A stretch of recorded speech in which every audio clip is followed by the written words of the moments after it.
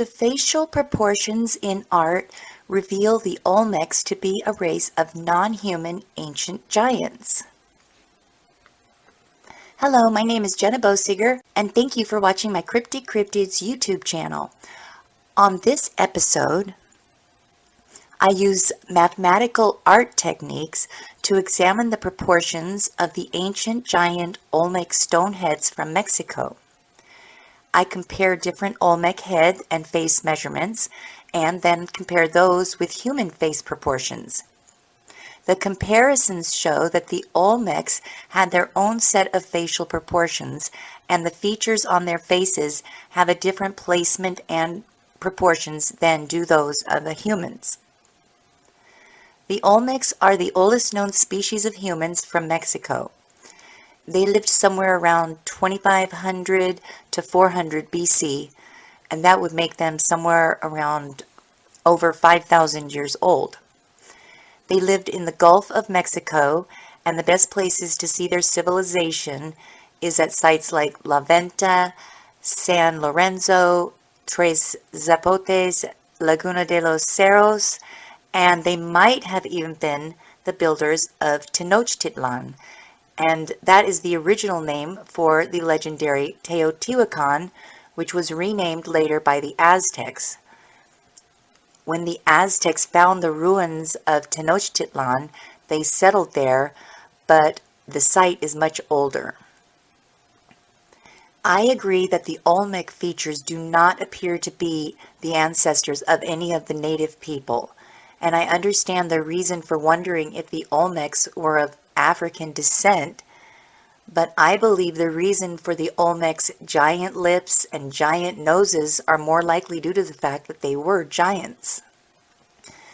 Before I continue, I want to point out that I have been oil paint landscapes and portraits for over 30 years now. Everything I look at, I'm analyzing like an object to be painted, and this includes people's faces. I want you to see what I'm seeing, and that's why I'm using these mathematical art techniques to prove what I am seeing. And what I am seeing is that these Olmec faces are not human. So applying the standard art diagrams and measurements and alignments for where the position of the eyes and the ears and the nose and the mouth seems like a legitimate way to prove if the Olmecs were human or not. And the research that I did showed that the faces aren't just enlarged human faces. They are totally different, which means they are not of African descent. And I say that because when drawing any changes, when drawing any characteristics, like let's say big or thin lips, the change in the size of the lips is never going to be great enough to deviate from the standard human facial proportions. And this is taught in Basic Drawing 101 class when you learn to draw the human face. So in other words, the lips are always going to go in the same place on the face, and making them big or small does not change this. Now, when drawing the individual characteristics on the Olmec face, you will find that not only are the features themselves different, sizes and proportions, but the placement of those features on the face is also totally different from the standard human. When learning to draw the human face, you learn where the features are positioned in relation to each other. And so it doesn't matter the age, the race, or the sex of a person. That's why learning the proportions of the standard face works for every human face. If you could just imagine with me for a moment this scenario. Okay, visualize yourself. You're driving a car when you suddenly realize you accidentally pulled out in front of someone, so you decide you're going to give them a quick apologetic wave, and you look up at the driver, into the driver's eyes, and you see this driver staring back at you. So what is your first impression? And what is your first reaction? Is the sight of this person gonna freak you out? And it should freak you out because you are not looking at a human. You're looking at someone whose facial features are not where they're supposed to be. So I used my own face to show the human comparison because I'm not just trying to prove the Olmecs weren't of African descent, I'm trying to prove they weren't human. And when comparing the Olmec faces to each other, it becomes clear that they too have a standard proportion. Even with the many unique and varied individual looking expressions and characters on the Olmec faces, these features still fit into a basic pattern.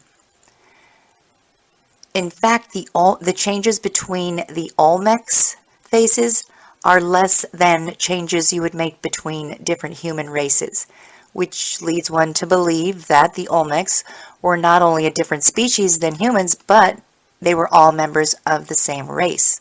Okay, when comparing the Olmec faces to humans, there are similarities, but there are also distinct differences. And these differences can be seen visually, especially by the trained eye of an artist, like an illustrator or someone who paints portraits.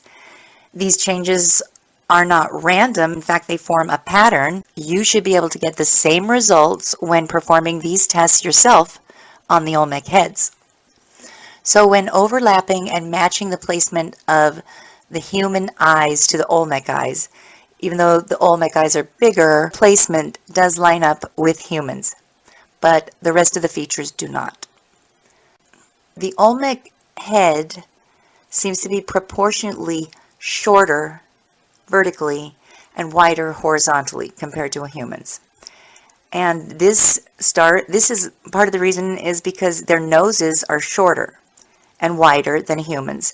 And because their noses are shorter, they end higher on their face. And the lips are positioned closer to the bottom of their noses and also higher on their face along with their chins, and this makes their faces shorter and wider. Their noses are much wider and their lips are much bigger, and the Olmecs also have much longer ears that hang down lower on the face than do the proportions of a human's ears. Human ears start at the top of the brow and end at the bottom of the nose. And Olmec ears start at the top of the brow and end at the bottom of the lip. And that reminded me of the giants from Easter Island being known for having long ears also. And I did a quick search on that. And yes, they were known for having long, giant earlobes that hung down to their lips. And in fact, that feature was so different compared to the humans that they were called long ears. Many Olmecs are also portrayed as wearing earrings that are attached to their helmets and can be seen going through the ears. They look like metal buckles, and for any human, ouch, that would hurt. And so I measured the size of the buckle that goes through the ear on one of the Olmecs, and I compared that size to his mouth, and it was half the length of his mouth. They don't have like loose, saggy earlobes which have been stretched out, because they wear, earrings that are too heavy. This belt fits tightly around the size of the hole in their ear. The other thing I noticed is that the space between their nose and mouth is very small, and they don't appear to have what's called a philtrum. There is a curve that follows the shape of the lip, but I don't see that indentation that the humans have directly below their nose and touching the top of their lip. And I decided to see if I could find out anything on the internet about what that part of the human anatomy does or is for. And of all places, it's the Bible that mentions this area as being important, saying that they teach the baby the entire Bible and all the wonders and secrets of the universe and God's love. And when he finishes the lesson, the angel presses his finger to the child's lips, forming the philtrum, as a sign that he or she has indeed come to understand God in all his glory. The angel then admonishes the child to never reveal anything of what he has been told to any living creature. Upon birth, the infant will then forget all that he has been taught. So how incredibly coincidental and interesting that this part of the body is missing on the giants and mentioned in the Bible. And it's mentioned in the Bible as having something to do with forgetting our past. According to the Bible, it's a specific trait given to humans directly in relation to God, our Creator. So, okay, one more comparison I want to make with the Olmecs is one with the image we all have in our imaginations about what a stereotypical giant is supposed to look like. And just for the fun of it, let's see if the Olmecs match our collective archetype for what we think giants are supposed to look like. So I'm just going to show the images for comparison, and you'll see the similarities with the helmets, short noses, strong ridge brows, big features. And in the end, do these Olmec heads look more like giants or humans? Because the answer to me is obvious, but it's based on an educated opinion from someone who is a professional and experienced artist in painting and drawing portraits. But what isn't an opinion is the fact that the Olmecs are not proportioned the same as humans. You can't just enlarge a human face and have those features match up. And the differences are not random. They're all the same. They have shorter and wider faces with shorter, wider noses, bigger lips placed higher on the face and closer to the bottom of their noses, a very strong ridge brow, and ears that hang down to their mouths. And it would also appear that they have many deep-set wrinkles, and this might be due to the matching descriptions of giants as having a longer lifespan than humans. Alright, well that's going to do it for this episode about the Olmecs and how the proportions of their face reveal them to be a non-human race of ancient giants. And if you try these art techniques yourself when drawing Olmec faces, you should get the same results as I did. Alright, well thanks so much for watching, liking, and subscribing, and I'll be doing another subscriber appreciation DC comic book giveaway as soon as I reach 1,000 subscribers. And until next time, bye!